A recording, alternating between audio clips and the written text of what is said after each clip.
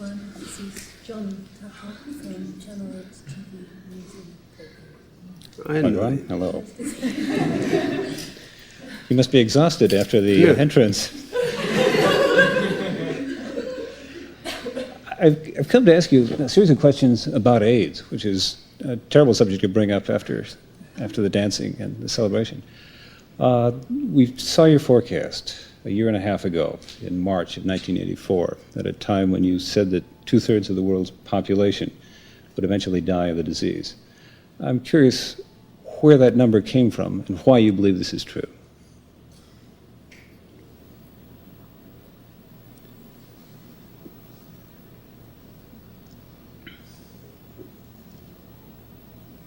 I'm not an astrologer or a prophet.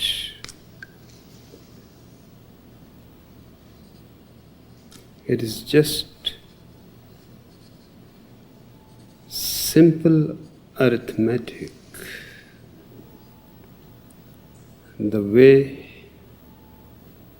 AIDS is spreading, no adequate efforts are being made to prevent it. On the contrary, governments are repressing the information. Patients are repressing the information. Governments are making homosexuality illegal. That means they are making it go underground.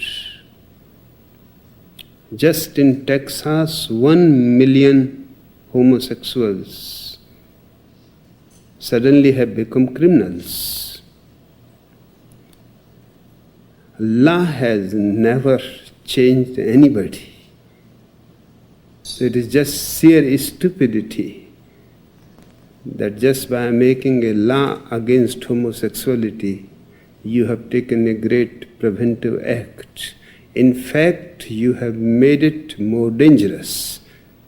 Known, diagnosed, there was a way at least to prevent it spreading. Now it will not be known, it will not be diagnosed, it will be underground. Nobody will be ready to go for a test. And the disease is no ordinary disease. It cannot be cured. There seems to be no possibility to cure it. Secondly, its way of spreading is very strange.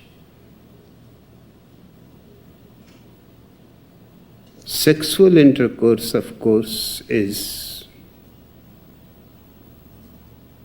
one of the ways, but even if that is prevented,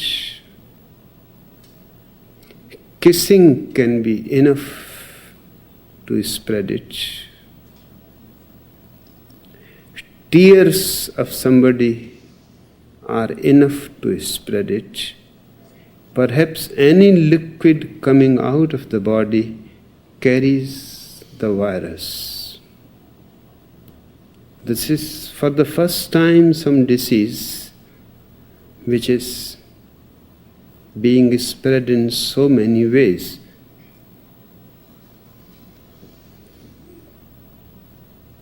Nobody is going to say that he has it, because the moment he says it, his own family will condemn him, his wife will leave him, his children will close the doors for him, his parents will deny him, his society will condemn him, his friends will turn into enemies. Nobody would like even his shadow to be close by. Naturally, people will suppress it. They will not inform anybody. And that is the most dangerous part of it. The disease originates in homosexuality. And all the religions are preaching in disguise homosexuality, all kinds of sexual perversions, because they are teaching to people to remain celibate, which is unnatural, which cannot be supported by medical science. Nobody who is not impotent can be celibate. He has to find some outlet for his sexual energy, which goes on accumulating. Your monks eat food, your monks drink milk, your monks do everything that the body needs. Then body produces everything that it has been producing for millennia. And the body has no way of knowing that you have taken the vow of celibacy. And the body is neither Christian, nor Hindu, nor Mohammedan, and the body does not know whether you are a householder or a monk. Secondly, all the religions have put their monks in one monastery, their nuns in another, and there is no way of meeting for man and woman. In armies, you are doing the same. In hostels, in schools, in colleges, in universities, that has been the routine. Now all these are the grounds from where AIDS has arisen. Homosexuality is the source. And the most strange thing is that now people like Falwell are saying that it is God's punishment for homosexuals. If God is there and if he has any sense of justice, then the punishment should be given to the popes, to the prophets, to the messiahs who have created this idea, lunatic idea of celibacy. And because of that idea, homosexuality came into being. Sodomy came into being. And just now they have found 3 apes in Africa who have AIDS. The scientists thought that it is the apes who are spreading it. This is simple stupidity. It is not the apes who are spreading it. It must be the man who has made intercourse with the apes. It is well known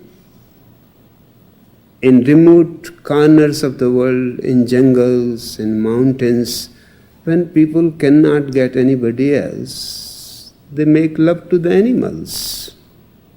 And this is not something new. It is coming from the Old Testament. A whole city called Sodom became interested into animals. That's why the name Sodomy. Excuse me, can I change tape?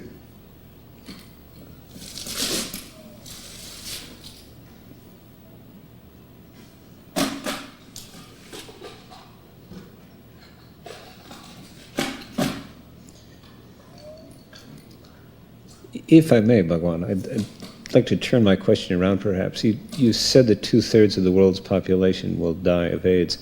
Who will be the survivors? Who will be left? Let him be ready. Right. Okay. Thank you. People who want to survive will have to live like in a commune we are living. Only in a commune it is possible to prevent the disease is spreading, to take every measurement, and only in a commune it is possible not to be afraid of being known as suffering from the disease, because you are only a victim. In my commune there are few people who are suffering from AIDS, but they are getting more respect than they have ever got, and more love than they have ever got. And we are making every facility for them, better house, better scenic place for them to live, because they are going to live only for few months or at the most 2 years, which is rarely possible. 6 months may be the most possible life for them. For 6 months we can make their life as pleasant as possible. We can teach them meditations, we can help them to be silent, to prepare for death. In fact, I am telling to these sannyasins that take it as an opportunity. Perhaps in your whole life you may not have got an opportunity of 2 years remaining in silence. And death comes unknown to others. To you it is coming with a notice. It is perfectly useful because you can prepare. Nobody else is ready for death. Everybody is caught unprepared. You can prepare, and the preparation is that go deeper into meditation, reach to the point where death can never reach, and then let death come. You don't die. You simply go on moving into new forms. So only in a commune, intelligent, loving, understanding, every sannyasin has gone through the test. In the cities, people are resisting. Even if they have symptoms, they don't want to be tested. The fear of condemnation will kill them. 2 years to live in such a condemnation, there will be only one way to commit suicide, rather than be condemned by our own family, by our own people, friends, and live like a ghost, nowhere welcome. These people can only do to commit suicide. That will be the only thing left respectable for them. But in a commune, it is a differently, totally situation. All over the world, we have communes, and we are making the commune the model for everything. Any city can follow up on the same ground rules. The basic thing is that the AIDS patient should not be condemned. that there should be special shelters, nursing homes, better than any other for these people who are living under the shadow of death. And the best music, the best paintings, the best films, the best literature, anything that they want should be provided. And the whole responsibility should be thrown on the religious people. They should be charged for all the expenses, because it is they who have done. And they are still doing crimes, and nobody is preventing them. They are still going on telling people. In South Africa, Pope is telling people against birth control, against abortion, against the pill, because these are all against God's will. As if he knows God, as if he knows God's will. And he is telling to people whose birth rate is the highest in the world, who are already overpopulated, starving, in utter degradation, in slavery. He is teaching them this nonsense. He should be shot immediately. And the same is being done by all other religions. Mohammedans still insist that they will marry 4 wives. That means they can create 4 times more population than anybody else. And they say it is a religious question, and you cannot interfere into anybody's religion. The population is growing, the starvation is growing, sicknesses like AIDS are spreading, the nuclear weapons are piling up.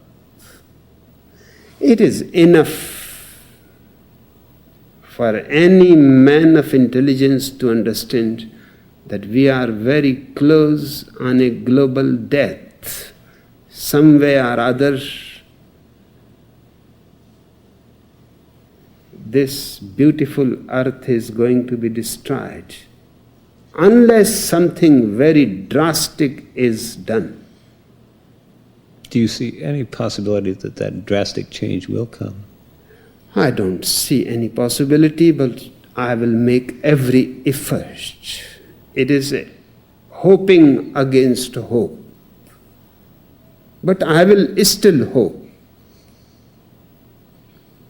I don't see that anything can be done. Because all these people are divided in religious groups. Their minds are so conditioned that they can't see the reality.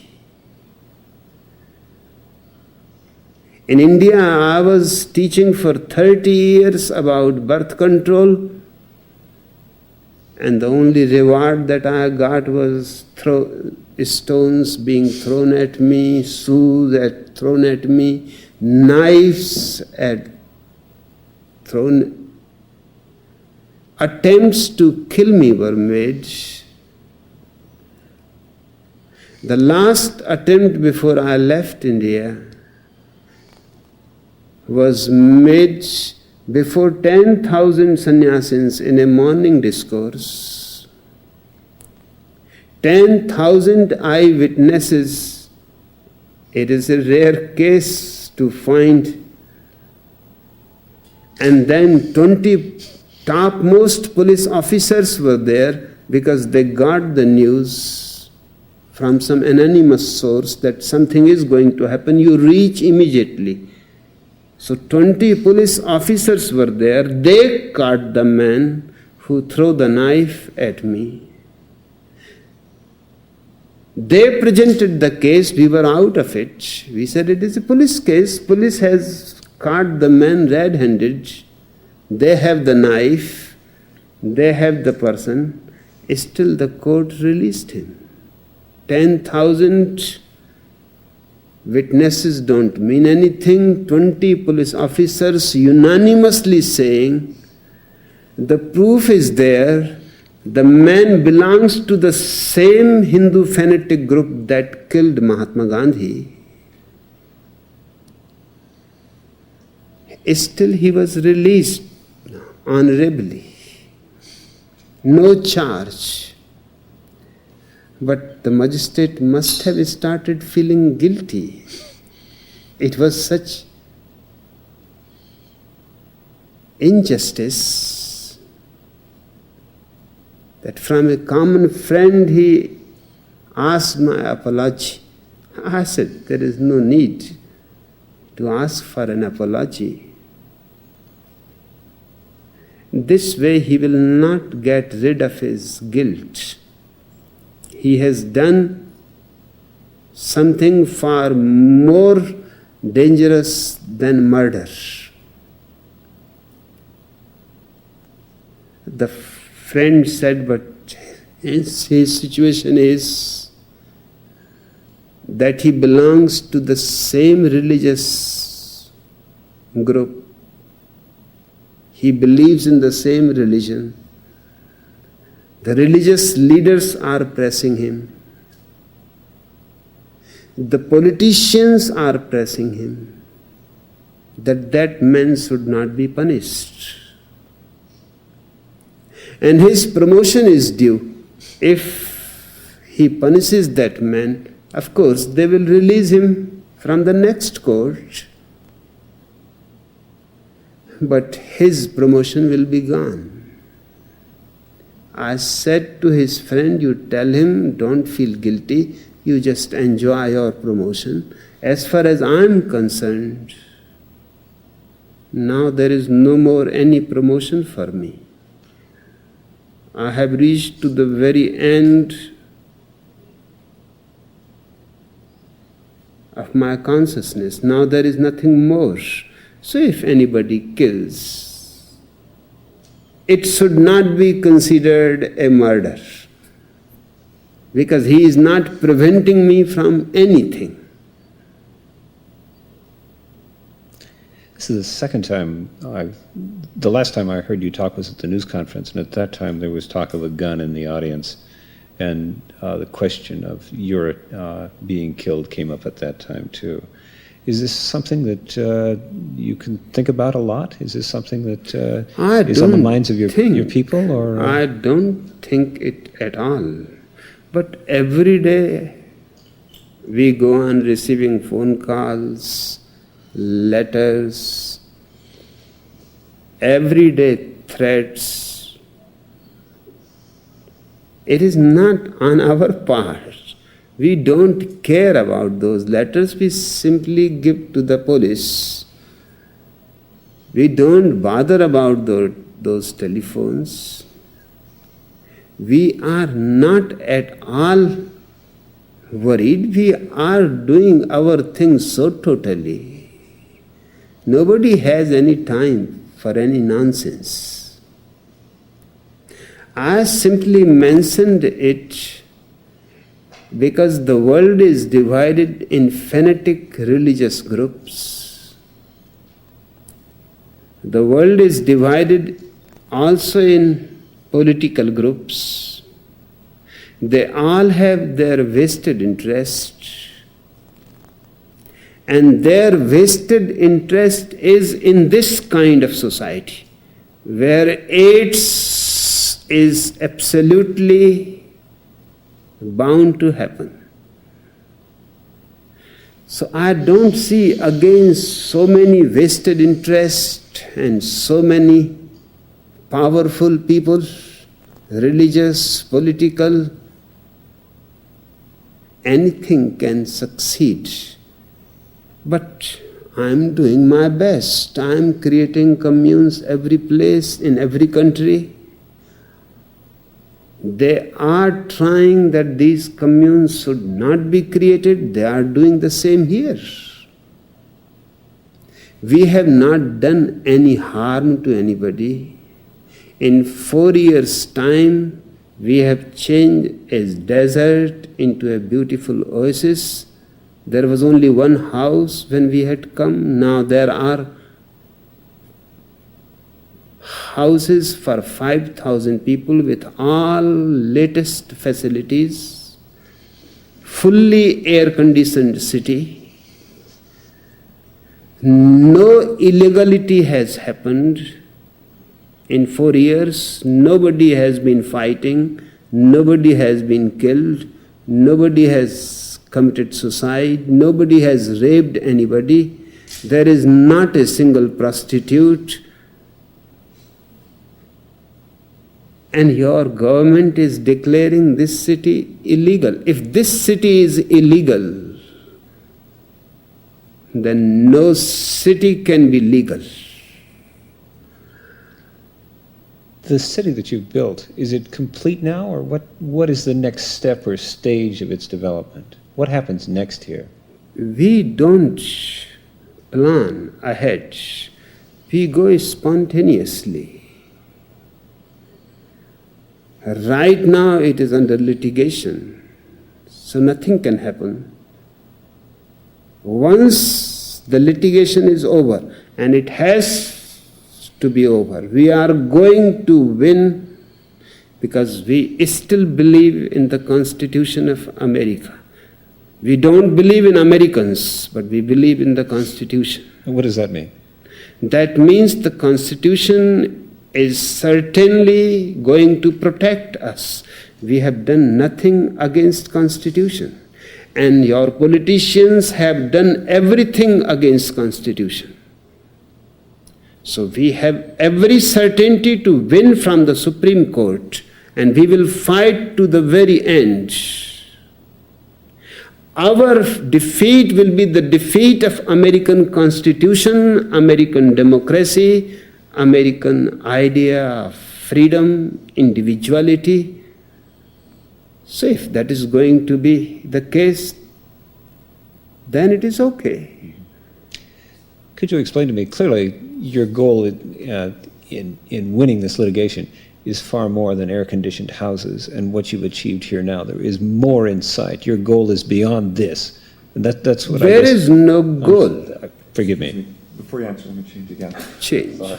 Just don't change the sex. You can go on changing the tape.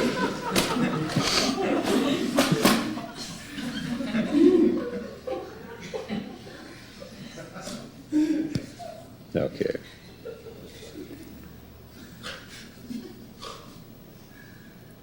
I don't have any goals. We live moment to moment. And when tomorrow comes, we will live tomorrow. Naturally, we will be expanding. That is the nature of life. Death is shrinking. Life is expanding. So if we are free to expand, we will expand. And nobody knows the limits. And nobody can determine the limits. And we have enough land, 126 square miles. It is 3 times than New York. So we can make a beautiful place, a hill station on all the mountains, people living. We can create many lakes. We can make it less green. Nobody will ever remember that it was sometime a desert, and for 50 years it remained for sale and nobody purchased it because it was worthless. But we are already self-sufficient as far as our food is concerned, our vegetables are concerned, our milk products are concerned, and we are trying in every way to be self-sufficient and to grow. And we will invite more and more people to share and be part of us. One thing is certain, the moment the barriers are removed, and they will have to be removed, they can postpone, that does not matter. We are going to expand, and we are going to make the first city of the world without crime, without homosexuality, without prostitution, without priests which are worse than prostitutes. And we are going to create as luxurious and comfortable a life to the people in the commune that they will not think of any heaven at all. Heaven is the projection of people who are living in hell. If you are living already in paradise, who cares about heaven and hell? My people perhaps is the only small community in the world which has no need of a godfather, a God figure. Because deep down they are growing, maturing, and the need of a child for a father figure has disappeared. God has nothing to do with religion, nothing to do with philosophy. It is something to do with a retarded child. A child who has not been able to grow and still needs some father figure to protect him. Nobody prays here. There is no need, there is nobody to pray. And there is nothing to pray for. Whatever we need, we will produce. What we can do, why go on dumping on somebody else's head? Yes, everybody is meditating. Meditation needs no system of beliefs. It does not require you to be theist or atheist, Democrat or communist. You may be whatever you are. Meditation is a scientific methodology. You need not believe in it. You have just to hypothetically experiment with it. And it has never been in the whole history of man that a single man who has meditated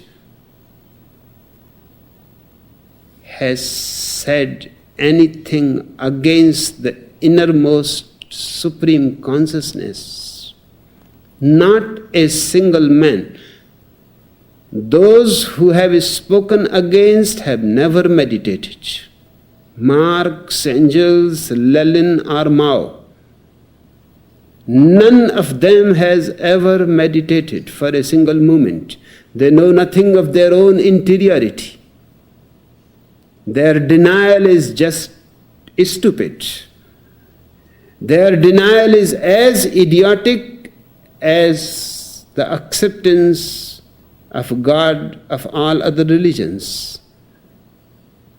They have not meditated, they have not searched within themselves. They have not looked who they are. So these people are searching within themselves and finding peace, silence, joy arising. We don't have much, but we are living as richly as even rich people in the world cannot afford. They are miserly, they are suffering, they are in misery. They may have riches, but they don't have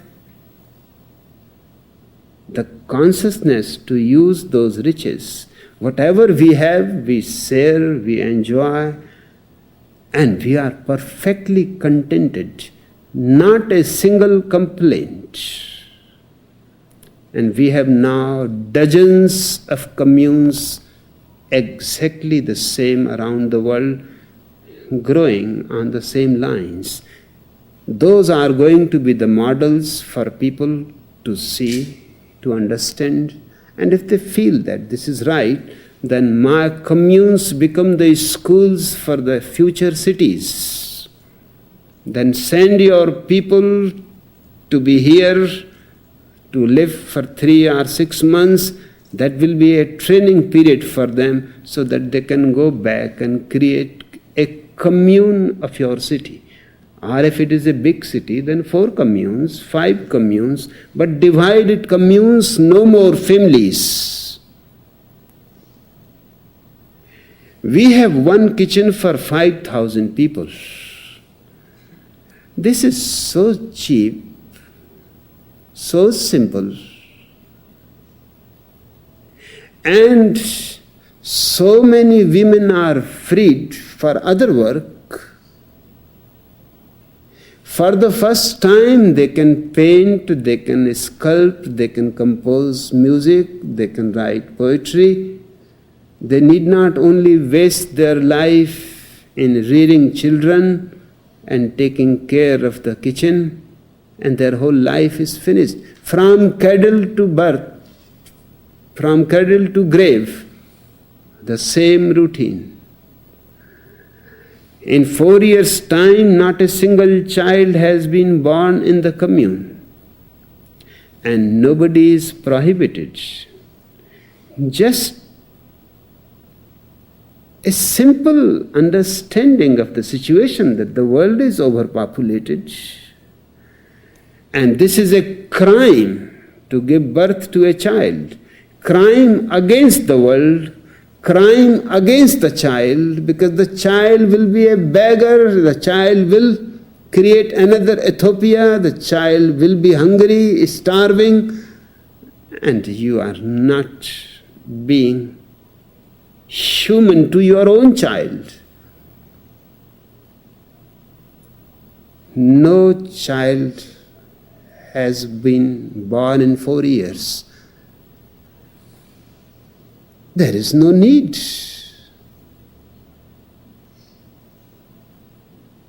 The family is a dangerous thing now. It should not exist. Should not exist today and for the next 20 years, or should not exist from now on? From now on, because its function is finished. It has done its job. The future belongs to communes. That does not mean that people cannot live together. It simply means that children are no more their possessions. They can love their children, they can meet their children, but the children will be responsibility of the commune. And the commune will decide how many children we need, what kind of children we need. The medical board will decide who is going to be the mother and who is going to be the father. It cannot be decided by priests and the church or the astrologers or the palmists. This is idiotic. It has to be decided by the medical board that who can be the father and who can be the mother. Do you think anyone would accept that, even here? Do you think people would accept an idea of that sort? Here they are ready. accept it. There is no question about it. Is there any effort to establish a medical board with that direction? We have a medical center, we have enough medical people. You cannot find in such a small commune all professions and the topmost people of the professions. We have 400 legal experts, the biggest law firm in the whole world. And these 400 people are going to fight for every single inch. We have doctors, all qualified, highly qualified. We have surgeons, one of the best plastic surgeon in the world, one of the best heart surgeon in the United States. We have nurses, we have everything that is needed. And in our other communes, we have people, if we need any help, we have 1 million sannyasins around the world, in every profession. And because only the very intelligent people become interested in me, this is bound to be so. None of my people are uneducated. Almost all are graduates from the universities. Most of them have master's degrees. Many are PhDs. We are perfectly balanced in every way. And that's why I say commune is the way for the future. Because nobody needs to be paid.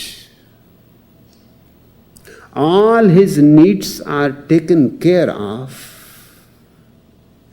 I don't believe in austerity. I am against it. It is masochistic, a psychological disease. All your saints have suffered from it.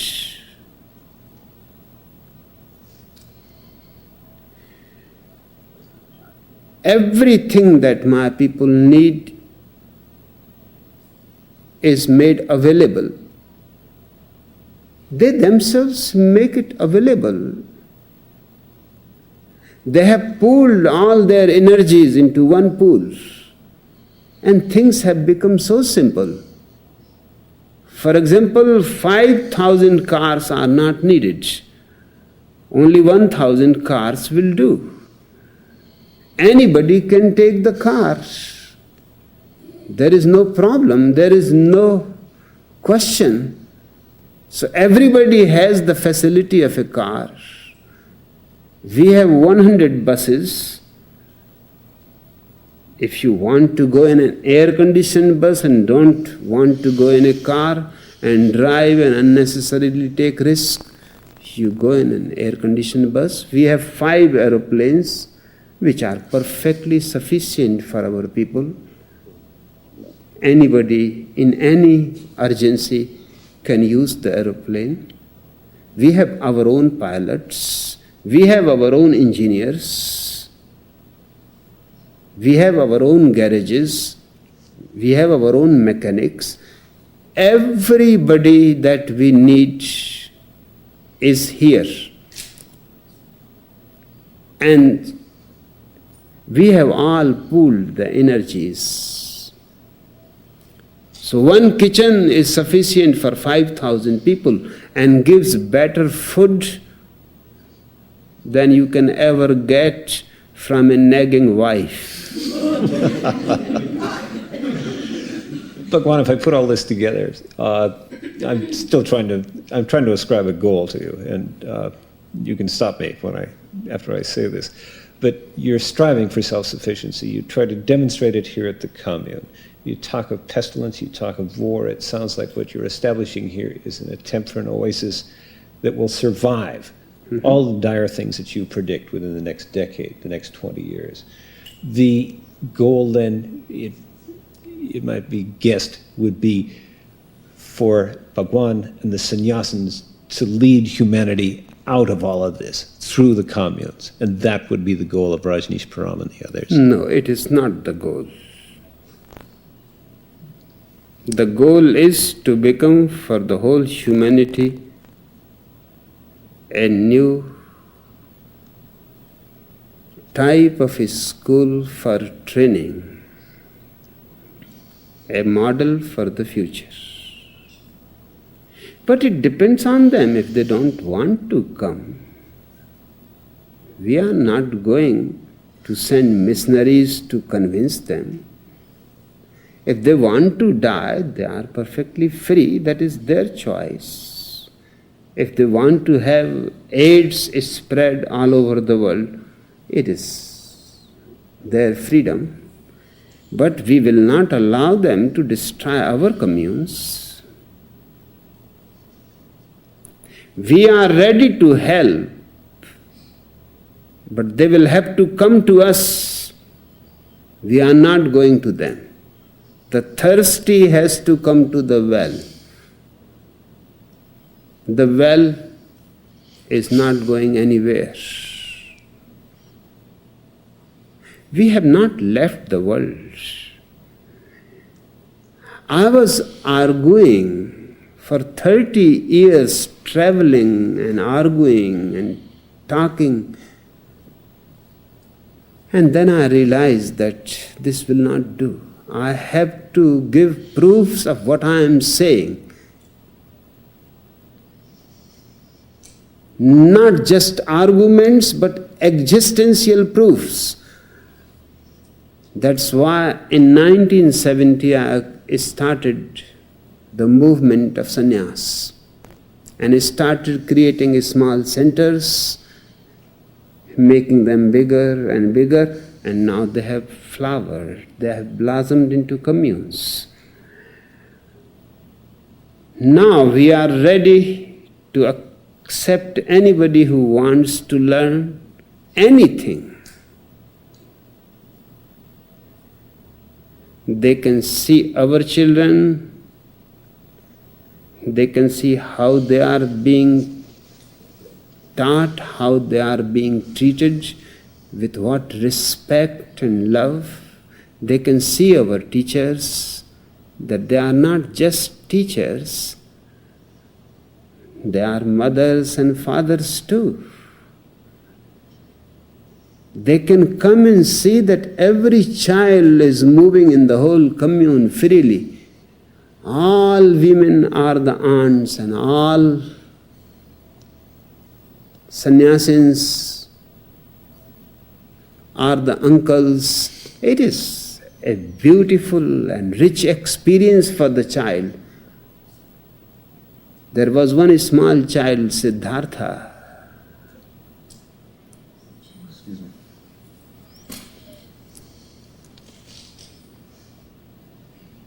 You've become accustomed to this, I take it. You've become used to this pause.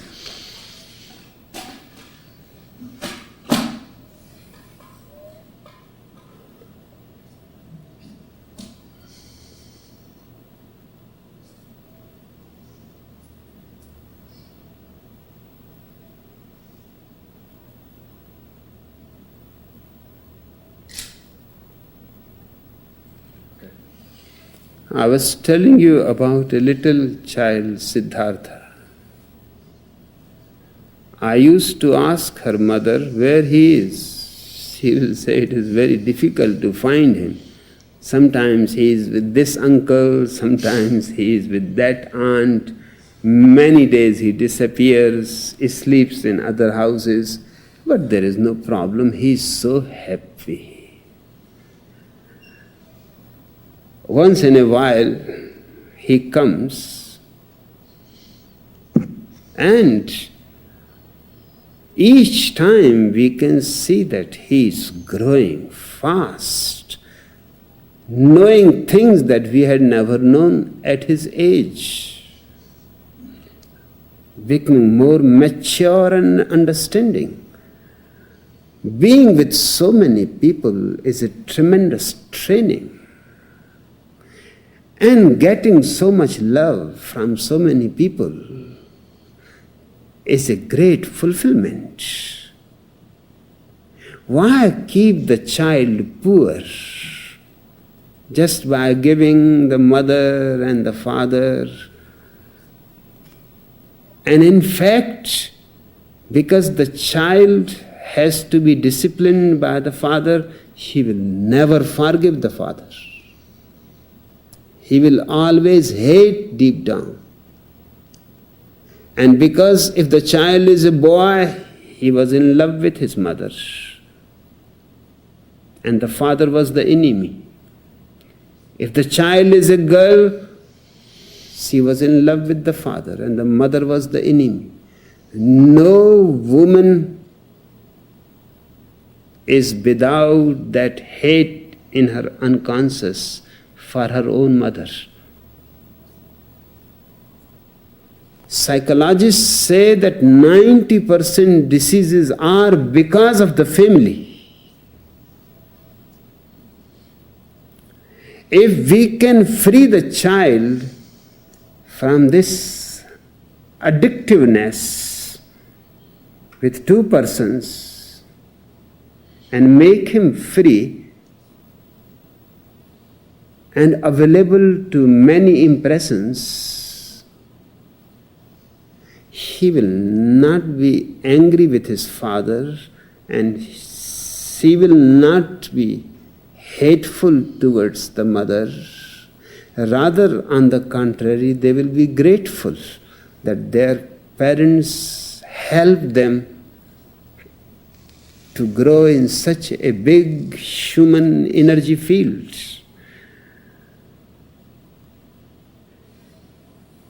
It has been found that no man is ever satisfied with any woman, nor any woman is ever satisfied with any man. Something always is missing. And the reason psychologists say is that the girl first fell in love with the father. Now she will seek and search her whole life the same type of man, exactly her father. That is impossible. She cannot find anywhere. Nature never produces two people alike. So she has to compromise and be in love with a man who in some partial way resembles her father. But once they get married, they have to become acquainted with their whole personality. Just a part resembles, but the whole is a stranger. And the same is with the man. Only a part of her mother resembles, the whole is different. This creates continuous conflict with every couple. And this drives them nuts. In a commune, this will not happen, because children will not be carrying a single clear-cut picture of a woman or a man. They will be having a vague sensation which can adjust to any woman or to any man very easily. They have only a vague sense of thousands of qualities, because every woman has different qualities, different ways. Every man has different qualities, different ways. And if a child becomes aware of 5,000 peoples, then he has a richness which will make him capable to adjust with someone. If he can adjust with 5,000 strangers, there is no question of his being adjusted with one wife, some husband,